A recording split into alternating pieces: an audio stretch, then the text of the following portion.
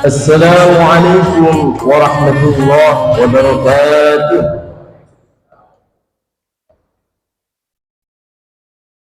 Allahu Akbar, Allahu Akbar, Allahu Akbar, Allahu Akbar, Allahu Akbar, Allahu Akbar, Allahu Akbar, Allahu Akbar, Allahu Akbar, Allahu Akbar kabira, walhamdulillahi katsira, wa subhanallahi bukratan wa asila, la ilaha illallah, wallahu akbar, Allahu akbar, walillahil hamd. Alhamdulillahilladzi arsala rasulahu bil huda wa dinil haqqi liyudhhirahu 'ala ad-dini kullih walau karihal musyrikun. Asyhadu an la ilaha illallah wa asyhadu anna Muhammadan 'abduhu wa rasuluh sallallahu alaihi wasallam taslima. Allahumma salli wa sallim wa barik ala sayyidina Muhammad wa ala alihi wa ashabihi wa man tabi'ahum bi ihsan ila yaumiddin. Amma ba'du. Fa usikum wa iyaya bi taqwallah faqad faza man ittaqa wa khaba man dhalla. Wa qala ta'ala fi kitabihil karim, a'udzu billahi minasy syaithanir rajim. Bismillahirrahmanirrahim. Rabbi habli minas salihin. Fabashsharnahu bighulamin halim. Falamma balagha ma'ahu as-sa'ya qala ya bunayya inni ara fil manami anni azbawka fanzur madza tara. Qala ya abati if'al ma tu'mar satajiduni insya'allahu minas sabirin. Al-ayah, sadaqallahul azim. Hadirin jamaah salat Idul Adha yang dimuliakan oleh Allah Subhanahu wa ta'ala. Tiba di hari yang penuh barakah ini, kita berkumpul untuk melaksanakan salat Idul Adha.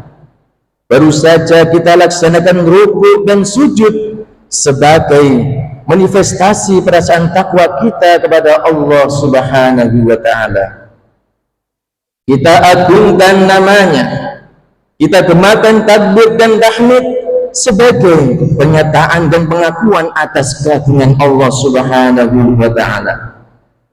Takbir yang kita ucapkan bukanlah sekedar gerak bibir tanpa arti, tapi merupakan pengakuan dalam hati, menyentuh dan menggetarkan relung-relung jiwa manusia yang beriman kepada Allah Subhanahu wa ta'ala. Allahu Akbar, Allah Maha Besar, Allah Maha Agung, tiada yang patut disembah selain Allah Subhanahu wa ta'ala. Karena itu, melalui khutbah ini saya mengajak kepada diri sendiri dan juga kepada hadirin sekalian, marilah tundukkan kepala dan jiwa kita di hadapan Allah yang Maha Besar.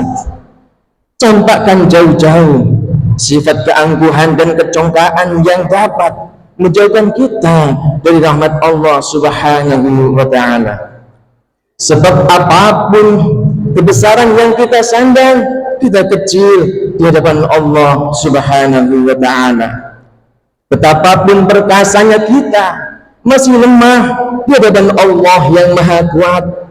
Betapapun hebatnya kekuasaan dan pengaruh kita, kita tidak berdaya dalam genggaman Allah yang Maha Kuasa atas segala-galanya. Hadirin jamaah salat Idul Adha yang dimuliakan oleh Allah Subhanahu wa ta'ala. Di samping Idul Adha dinamakan hari raya haji, juga dinamakan Idul Kurban, karena merupakan hari raya yang menekankan pada arti berkorban Kurban itu sendiri artinya dekat, sehingga kurban ialah menyembelih hewan ternak untuk mendekatkan diri kepada Allah Subhanahu wa ta'ala yang diberikan kepada fuqara wal masakin. Masalah pengorbanan dalam lembaran sejarah kita diingatkan pada beberapa peristiwa yang menimpa Nabiullah Ibrahim alaihissalam beserta keluarganya Ismail dan Siti Hajar. Ketika Nabi Ibrahim diperintahkan oleh Allah Subhanahu wa ta'ala untuk menempatkan istrinya Hajar bersama Nabiullah Ismail alaihissalam, putranya yang saat itu masih menyusu, di tempat kering dan tandus tanpa ada air sedikit pun. Seperti yang diceritakan oleh Ibnu Abbas, bahwa tatkala Siti Hajar kehabisan air minum hingga tidak bisa memberi, tidak bisa menyusui Nabi Ismail, beliau mencari air kian kemari sambil berlari-lari kecil yang saat ini disebut dengan sa'i antara Bukit Sofa dan Marwah sebanyak 7 kali. Tiba-tiba Allah Subhanahu wa ta'ala mengutus malaikat Jibril alaihissalam untuk membuat mata air Zam-Zam. Akhirnya Siti Hajar dan Nabi Ismail alaihissalam memperoleh sumber kehidupan. Hadirin jemaah Idul Adha yang dimuliakan Allah Subhanahu wa ta'ala, di dalam kitab Mishkatul Anwar disebutkan bahwa Nabiullah Ibrahim alaihissalam merupakan seorang jutawan karena beliau memiliki kekayaan 1000 ekor domba, 300 ekor lembu, dan 100 ekor unta berjamaah. Ketika pada suatu hari Nabiullah Ibrahim alaihissalam ditanya oleh seseorang, milik siapa ternak sebanyak ini? Maka dijawabnya, kepunyaan Allah, tapi kini masih milikku. Sewaktu-waktu bila Allah menghendaki, akan aku serahkan semuanya. Jangankan cuma ternak, bila Allah meminta anak kesayanganku, niscaya akan aku serahkan juga. Ibnu Katsir dalam tafsirnya menjelaskan bahwa pernyataan inilah para jamaah yang akhirnya Nabiullah Ibrahim alaihissalam diuji oleh Allah. Diuji apanya? Iman dan takwanya. Nabi Ibrahim alaihissalam melalui mimpi yang hak agar ia mengorbankan putranya yang kala saat itu para jamaah masih berusia 7 tahun. Anak yang elok rupawan, sehat lagi cekatan ini, supaya dikorbankan dan disembelih dengan menggunakan tangannya sendiri. Sungguh sangat mengerikan. Peristiwa ini diabadikan oleh Allah Subhanahu wa ta'ala dalam Al-Quran surah As-Saffat ayat 102. Allah Subhanahu wa ta'ala telah berfirman, A'udzu billahi minasy syaithanir rajim. Bismillahirrahmanirrahim. Qala ya bunayya inni ara fil manami anni azbahtuka fanzur madza tara. Qala ya abati if'al ma tu'mar satajiduni insya'Allahu minas sabirin. Yang artinya, Ibrahim berkata, hai anakku, sesungguhnya aku melihat dalam mimpi bahwa aku menyembelihmu, maka fikirkanlah apa pendapatmu. Ismail menjawab, wahai bapakku, kerjakanlah apa yang diperintahkan kepadamu, insya Allah engkau akan mendapatiku termasuk orang yang sabar. Kemudian ketika keduanya siap untuk melaksanakan perintah Allah Subhanahu wa ta'ala, iblis datang menggoda sang ayah, sang ibu dan sang anak silih berganti pada jamaah. Akan tetapi Nabiullah Ibrahim alaihissalam, Siti Hajar dan Nabi Ismail tidak tergoyah oleh bujuk rayan setan yang menggoda agar membatalkan niatnya. Bahkan Siti Hajar pun mengatakan, jika memang benar perintah Allah, aku bersiap untuk disembelih sebagai gantinya Ismail. Mereka melempari setan dan iblis dengan batu mengusirnya pergi, dan iblis pun lari tunggang langgang Dan ini kemudian menjadi salah satu rangkaian ibadah haji, yakni melempar Jumratul Ula, Wusta dan Aqabah yang dilaksanakan di Mina. Hadirin jamaah salat Idul Adha yang dimuliakan oleh Allah Subhanahu wa taala. Setelah sampai di suatu tempat dalam keadaan tenang, Ismail berkata kepada ayahnya, "Ayah, kuharap kaki dan tanganku diikat supaya aku tidak dapat bergerak leluasa sehingga menyusahkan ayah. Hadapkan mukaku ke tanah supaya tidak melihatnya, sebab kalau ayah melihat nanti akan merasa kasihan. Lepaskan bajuku agar tidak terkena darah yang nantinya menimbulkan kenangan yang menyedihkan. Asahlah tajam-tajam pisau ayah agar penyembelihan berjalan singkat, sebab sakatul maut dahsyat sekali. Berikan bajuku kepada ibu untuk kenang-kenangan, serta sampaikan salamku kepada beliau agar beliau tetap bersabar. Saya dilindungi Allah Subhanahu wa taala. Jangan cerita bagaimana ayah mengikat tanganku. Jangan izinkan anak-anak sebayaku datang ke rumah agar kesedihan ibu tidak terulang kembali. Dan apabila ayah melihat anak-anak sebayaku, janganlah terlampau jauh untuk diperhatikan. Nanti ayah akan bersedih kembali." Kemudian Nabi Ibrahim alaihissalam menjawabnya, "Baiklah anakku, Allah Subhanahu wa taala akan menolongmu." Setelah Ismail putra tercinta diterlentangkan di atas sebuah batu dan pisau pun diletakkan di atas lehernya, Ibrahim pun menyembelih dengan menekan pisau itu kuat-kuat. Namun apa yang terjadi pada jamaah? Tidak mempan, bahkan tergores pun tidak. Pada saat itu Allah Subhanahu wa taala membuka dinding yang menghalangi pandangan malaikat di langit dan di bumi. Mereka tunduk dan sujud kepada Allah Subhanahu wa taala, takjub menyaksikan keduanya. "Lihatlah hambaku itu, rela dan senang hati menyembelih anaknya sendiri dengan pisau, hanya semata-mata untuk memperoleh keridhaanku."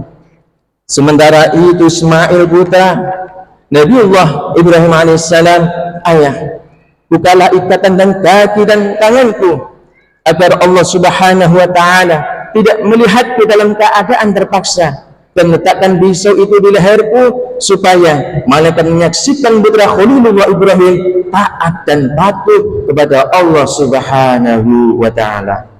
Kemudian Nabiullah Ibrahim mengabulkannya, lantas membuka ikatan dan menekan pisau itu ke lehernya kuat-kuat. Namun lehernya tidak apa-apa. Bahkan bila ditekan, pisau itu berbalik, yang tajam berada di bagian atas. Ibrahim mencoba memotong pisau itu ke sebuah batu. Ternyata batu yang keras itu terbelah para jamaah. Akhirnya Nabiullah Ibrahim berkata, "Hai pisau, engkau sanggup membelah batu, tapi kenapa tidak sanggup memotong leher?" Kata Ibrahim alaihissalam, dengan izin Allah Subhanahu wa taala, pisau itu menjawab, "Anda katakan potonglah." Tapi Allah Subhanahu wa taala mengatakan, "Jangan potong.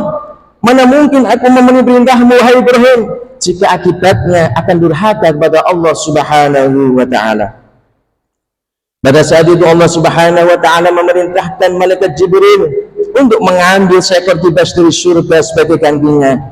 Dan Allah Subhanahu wa taala berseru dengan firman-Nya, menyuruh menghentikan perbuatannya, tidak usah diteruskan pengorbanan terhadap anaknya.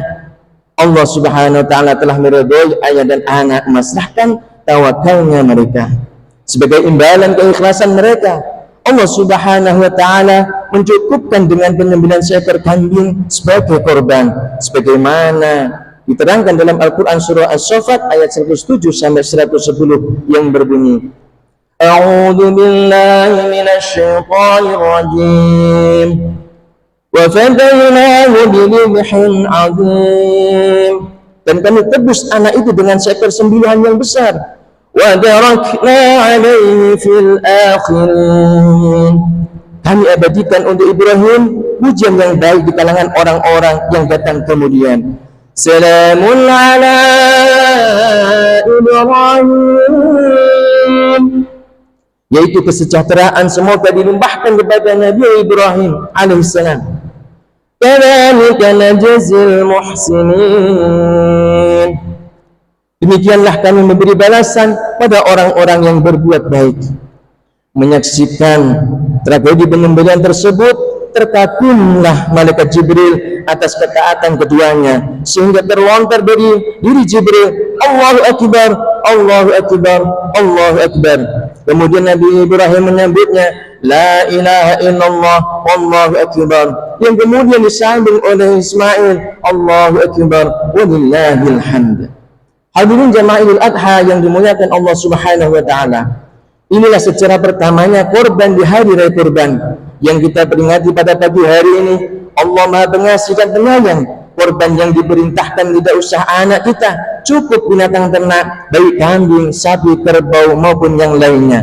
Bahkan kelak di hari kiamat setiap buru akan menjadi saksi di hadapan Allah Subhanahu wa taala, sebagaimana sabda Nabi Muhammad SAW yang artinya, tidak ada amalan yang dikerjakan anak Adam ketika hari raya kurban yang lebih dicintai oleh Allah Azza wa Jalla dari mengalirkan darah. Sesungguhnya pada hari kiamat nanti ia akan datang dengan tanduk-tanduknya, ia akan datang dengan kuku-kukunya dan bulu-bulunya, dan sesungguhnya darah tersebut akan sampai kepada Allah Azza wa Jalla sebelum jatuh ke tanah. Maka perbaguslah jiwa kalian dengannya. Hadis yang diriwayatkan oleh Imam Ibnu Majah.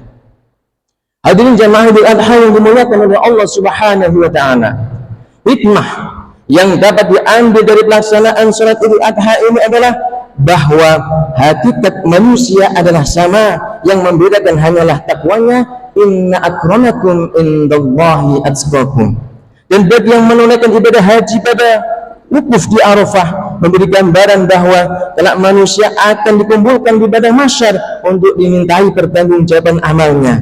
Di samping itu, pesan atau iktibar yang dapat diambil dari peristiwa tersebut adalah yang pertama, hendaknya kita sebagai orang tua mempunyai upaya yang kuat untuk membentuk anak yang soleh, menciptakan pribadi anak yang agamis, anak yang berbakti pada orang tua, lebih-lebih berbakti pada Allah Subhanahu wa taala dan Rasulullah sallallahu alaihi wasallam. Kemudian intibar yang kedua, perintah dan ketentuan-ketentuan yang digariskan oleh Allah Subhanahu wa taala harus dilaksanakan dengan sami'na wa ata'na.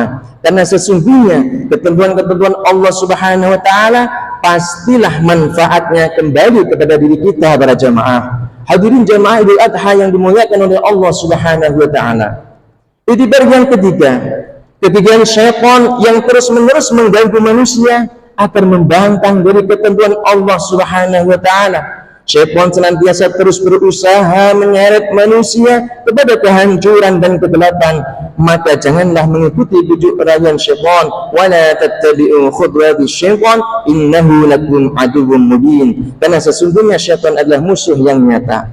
Kemudian yang keempat, jenis sembelihan berupa binatang ternak, artinya dengan matinya hawa yang ternak kita buang kecongkaan dan kesombongan kita, hawa nafsu, hawa niyah harus dikendalikan, jangan dibiarkan tubuh subur dalam hati kita.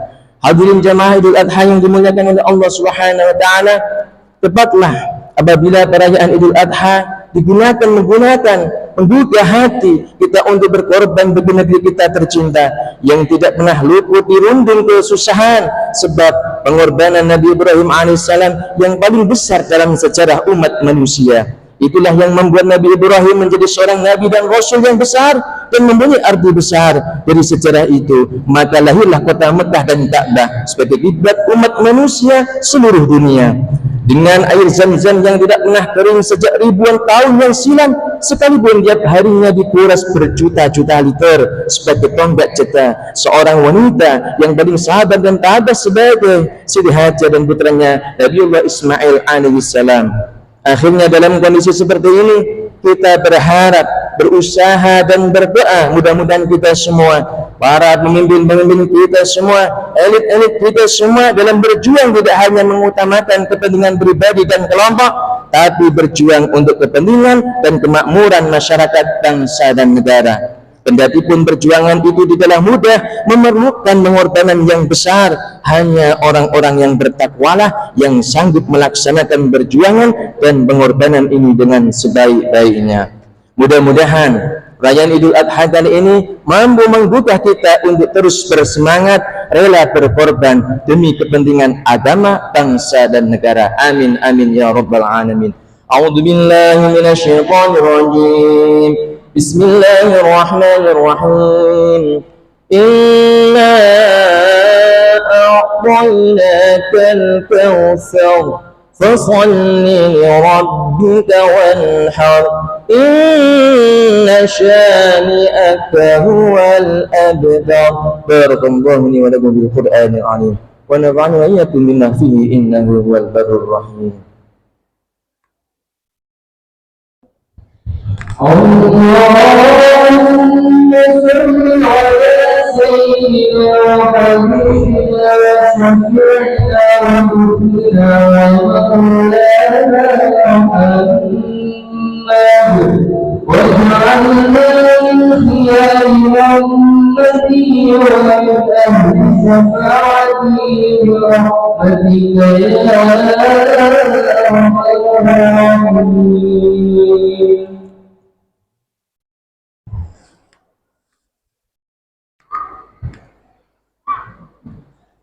الله أكبر الله أكبر الله أكبر الله أكبر الله أكبر الله أكبر الله أكبر كبيرا والحمد لله كثيرا وسبحان الله بكرة وأصيلا لا إله إلا الله والله أكبر الله أكبر ولله الحمد. الحمد لله والصلاة والسلام على رسول الله سيدنا محمد بن عبد الله لا حول ولا قوة إلا بالله. أشهد أن لا إله إلا الله وأشهد أن محمدا عبده ورسوله صلى الله عليه وسلم تسليما. أوصيكم ونفسي بتقوى الله. اتقوا الله حق تقاته ولا تموتن إلا وأنتم مسلمون. وقال تعالى في كتابه الكريم أعوذ بالله من الشيطان الرجيم بسم الله الرحمن الرحيم إن الله وملائكته يصلون على النبي يا أيها الذين آمنوا صلوا عليه وسلموا تسليما. اللهم صل على سيدنا محمد وعلى آل سيدنا محمد كما صليت على سيدنا إبراهيم وعلى آل سيدنا إبراهيم وبارك على سيدنا محمد وعلى آل سيدنا محمد كما باركت على سيدنا إبراهيم وعلى آل سيدنا إبراهيم في العالمين إنك حميد مجيد. اللهم اغفر للمسلمين والمسلمات والمؤمنين والمؤمنات الأحياء منهم والأموات. اللهم افتح بيننا وبين قومنا بالحق وأنت خير الفاتحين. لا إله إلا أنت سبحانك إني كنت من الظالمين. ربنا ظلمنا أنفسنا وإن لم تغفر لنا وترحمنا لنكونن من الخاسرين. اللهم سلمنا والمسلمين. اللهم انصر الإسلام والمسلمين. اللهم انصر إخواننا المسلمين المجاهدين في فلسطين. اللهم سل سليمانا لما أنزل السكينة على قلوبهم ووحد صفوفهم. اللهم آمن كفرة المشركين. اللهم آمن كفرة المشركين. اللهم آمن كفرة المشركين برحمتك يا أرحم الراحمين. ربنا هب لنا من أزواجنا وذريتنا قرة أعين واجعلنا للمتقين إماما. ربنا آتنا في الدنيا حسنة وفي الآخرة حسنة وقنا عذاب النار والحمد لله رب العالمين. عباد الله إن الله يأمر بالعدل والإحسان وإيتاء ذي القربى وينهى عن الفحشاء والمنكر والبغي يعظكم لعلكم تذكرون. فاذكروا الله العظيم يذكركم وادعوه يستجب لكم ولذكر الله أكبر.